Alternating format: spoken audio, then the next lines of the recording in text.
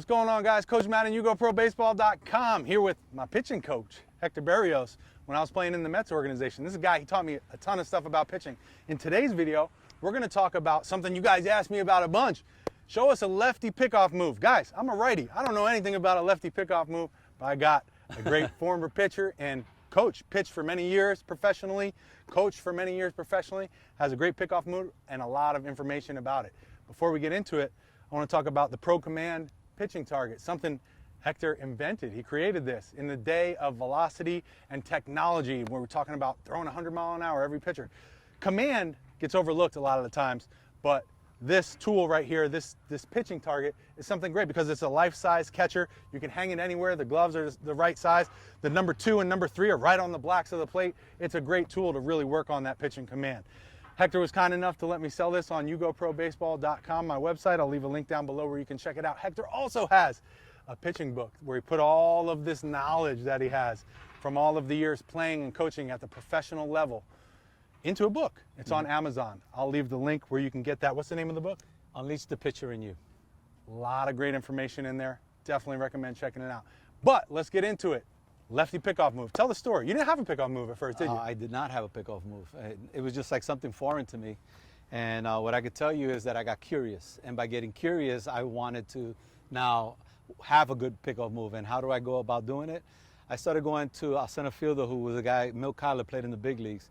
And during BP, while he was shagging fly balls and taking balls off the bat, I would ask him to give me about 3 minutes of his time to see my pickoff move. And every single day I was going to Milt, he was able to rectify or change or adjust something in my pitching delivery. By the second week of doing this, day in, day out, he didn't know whether I was going home or going to first base. And I was like, whoa, if he doesn't know, can you imagine the guy that gets to first base? He's not going to know either. So I had the confidence that the first guy that got on base, I was going to try this move. And I did it exactly the way I had practiced it. And sure enough, I picked the guy off. I went on to pick off 18 guys in the South Atlantic League that year. So my ERA was 2.70. And can you imagine, out of those 18 guys, how many of those guys would have scored? They would probably put it over 3. Right. So it's something that I understood how important it was to have a pickoff move. Controlling the running game is extremely vital to the success of a pitcher. We just can't give free passes away and let guys get there because I'm inefficient at holding runners. But, you were going to say something.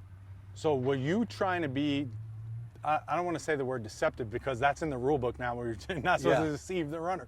But in reality, as a lefty, that's what you're trying to do. You're trying to not let them know whether you're going home or picking to them, right? Right. How did you do it? Can you kind of demonstrate it or talk us through it? Yeah, well, the first thing is, Pettit had one. Everybody knew he had one. He still picks people off. There's just a way of going about it. But once I picked the guy off, I had another, one of my teammates came over and he explained to me how to have a sequence to hide the move. So it made all the sense in the world. So first and foremost, the important thing, I'm going to get back to the back of the mound here. The most important thing about a pickoff move is always staying back. So by leading with the hips is going to naturally put you in a position where a runner needs to see a threshold of you going to the plate for him to, more importantly than anything else, take his vision from the plate, from you to the hitting zone. A lot of guys got picked off that way because I was so, I had the ability to stay in this position longer, all right? And now he just takes his eye off of me and now picks up home plate. And before you know, the ball was at first base. And he's like those funny movies that you see the guy crawling back. Come on, come a little further. I had a lot of those things happen. But anyway, to make a long story short, is you got to make sure that your foot never goes past here. If you do this, you have to go home.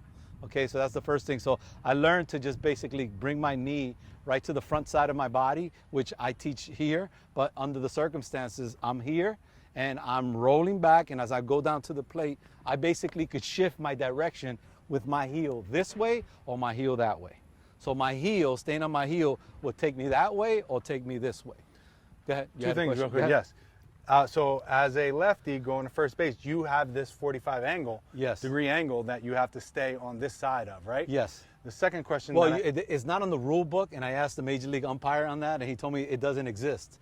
But that's a good question because what they look for is that the foot, the guy from home plate, sees this foot, there's a clearance between these 2 feet. Okay. So that's what creates that 45. So I can see a space in between your legs from the umpire's perspective. And then they translate that and convey it to having a 45 degree Gotcha. move.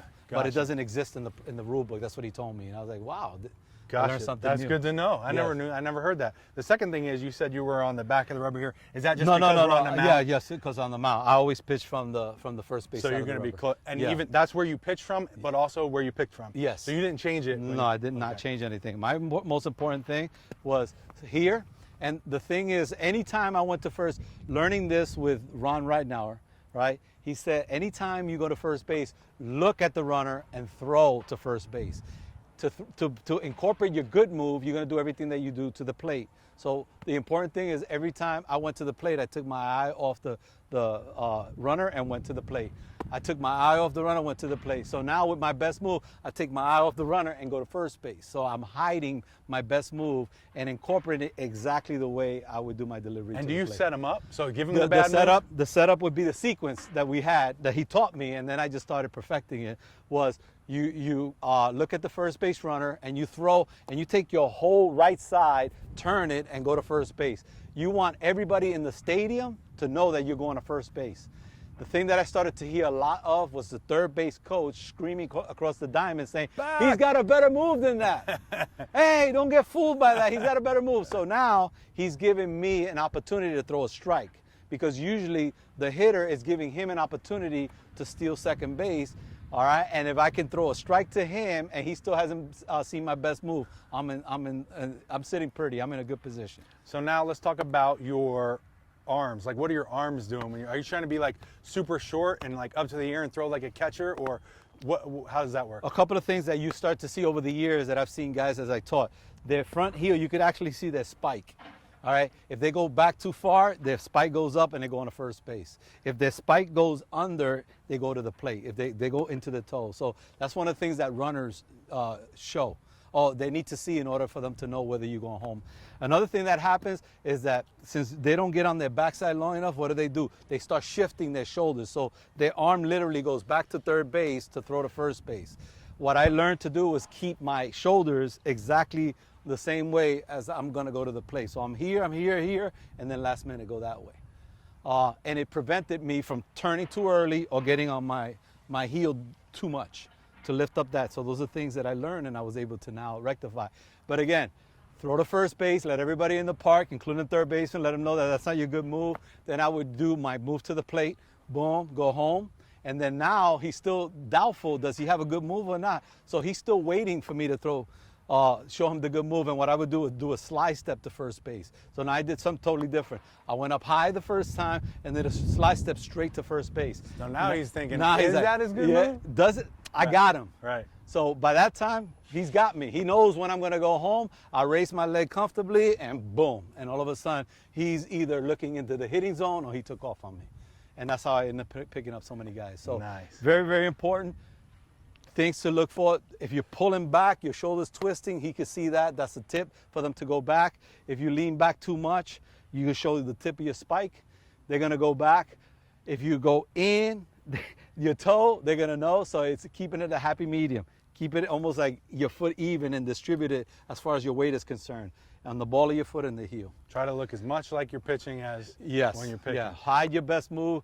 Make sure that they see you going home, and then surprise. Now, after the throw, are you walking it off towards the bag? I didn't really need to. What I show the pitchers to do is when they do this right, boom, throw a pitch and then it looks like a follow through.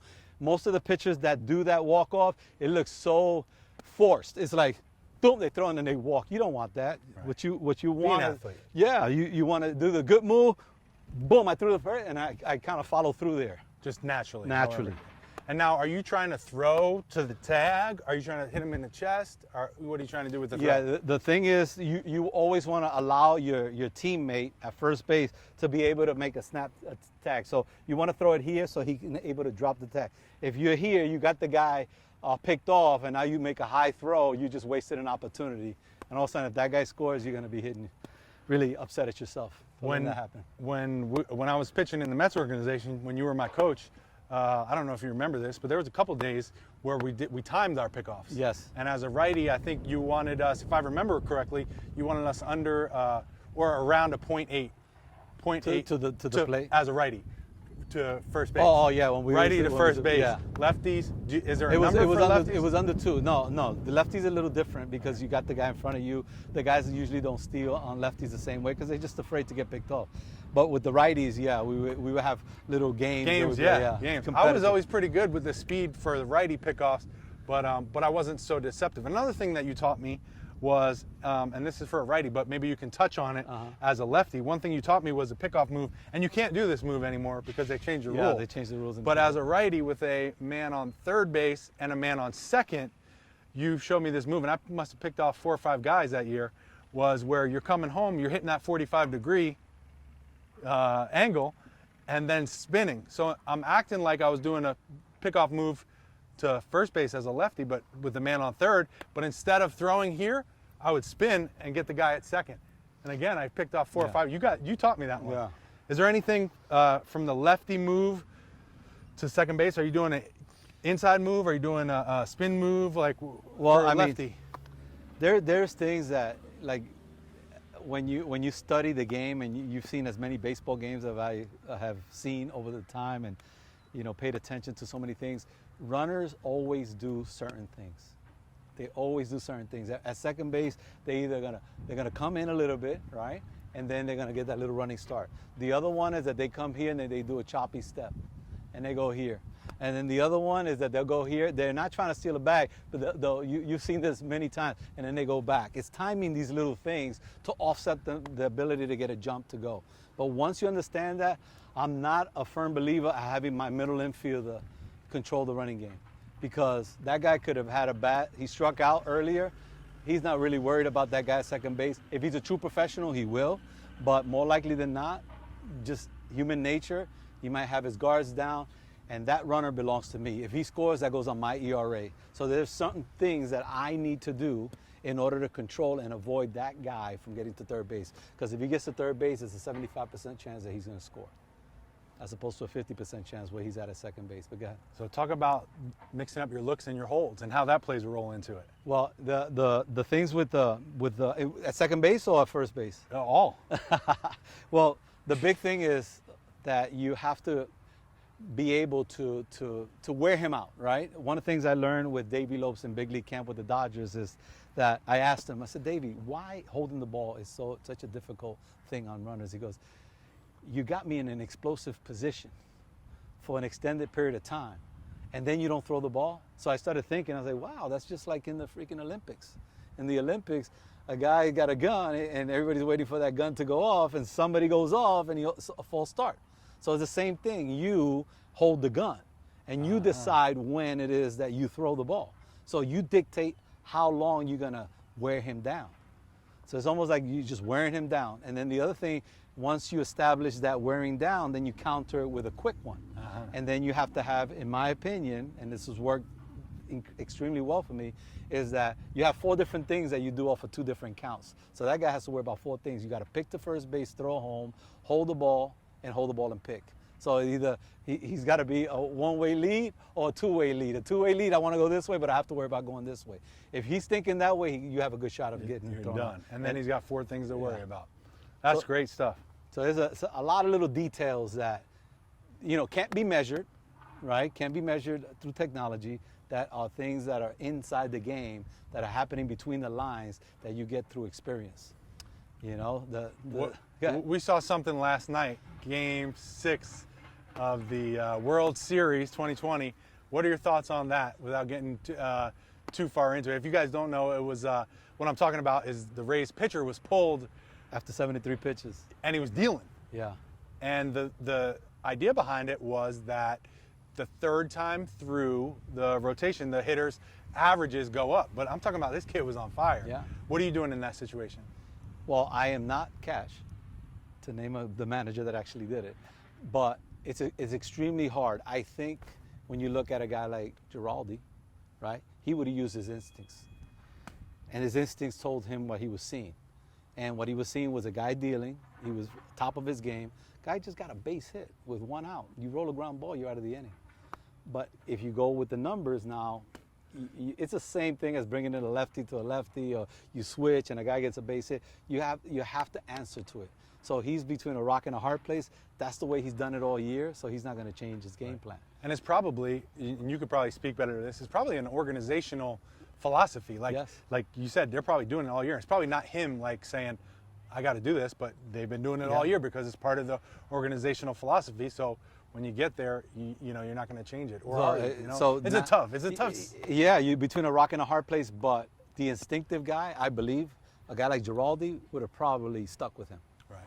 The other guy goes with the numbers. I'm seeing this. I have some crunches and some instincts that nowadays is almost like put to the back burner, and we're just going based on the numbers. And not every organization has been successful with the analytic stuff. You know, there's some organizations that have been just not good. And it's easy for someone sitting on the couch like me to critique, but I you know, I get it. It's tough. But I definitely would have let him ride. I 100% would have left him in there to ride because he was dealing. Yeah, he was. And as a pitcher, when I'm in the zone doing that as a pitcher, I want to stay in. I want to compete. He's one of the best in the game. Yeah. Right? Wasn't he one of the? Did he? Oh yeah. So tough stuff, but great information. You guys asked for it. Lefty pickoff moves. There you go. We got a little bit off topic, but got some great information about lefty pickoff moves. So thank you so much for watching. Don't forget to check out Hector's book on Amazon. I'll leave the link down below. Go get you a Pro Command pitching target from YouGoProBaseball.com. Hop down in the comment section. Let us know what you lefties are working on trying to pick off guys. Let us know if it's working for you. If it's not, we'll try to help you out. Thank you so much for watching. Thank you for all the information today. Appreciate it. Learned a lot myself. I hope you guys learned a lot. We'll see you in the next video.